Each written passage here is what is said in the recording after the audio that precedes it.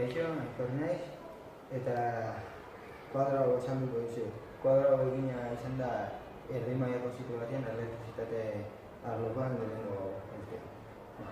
Kuadrao honek logika programatua erabiltzen du. Hau da, mikroautomata bat edo programadore bat erabiltzen du.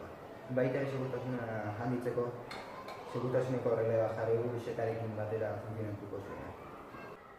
Automatismo honek ziklo automatikoak egiten ditu. Hau da, martxari ematen diogunean, karro dituko diogu hausen, A puntotik B puntora joango da, eta denbora bat egitxean mazten berriro A puntera eta horrela ibiliko da etengabe geratzeko pulsadoreari ematen diogun arte.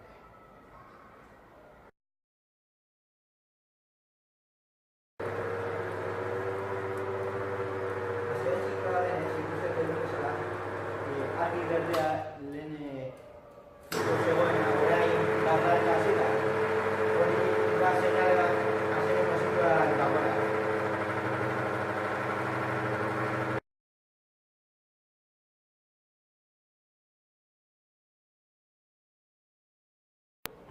Orain suposatuko dugu bai zetari zapaldu diogulako edo beste edozein motiboren gaitik zikloaren erdian dagoela geratu eginera.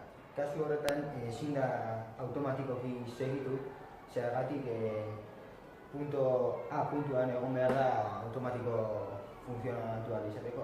Orduan egingo duguna izango da, bai selektorearekin, bai martxako mogia zapalduta edukitzen dugun bitartean, karroa A puntora eraman.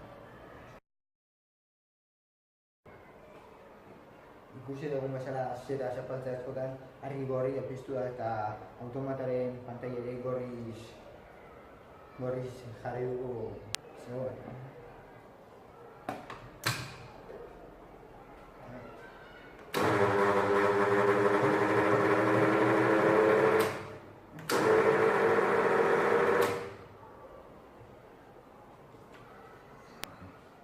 Orain ikusiko dugunen izango da segurtasun guarda hau nola irekitzera askotan nahiz martxan egon geratu egin den eta berriro ixtera askotan martxan ez da berakarri jarriko.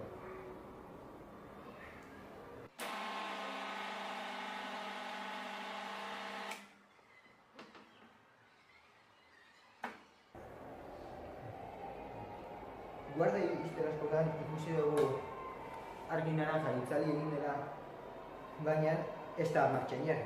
Hori da edozein segurtasuneko arte edo kasu honetan guarda ixtera askotan horregatik ezin da makina bat martxan jarri. Hori errautegia bezala.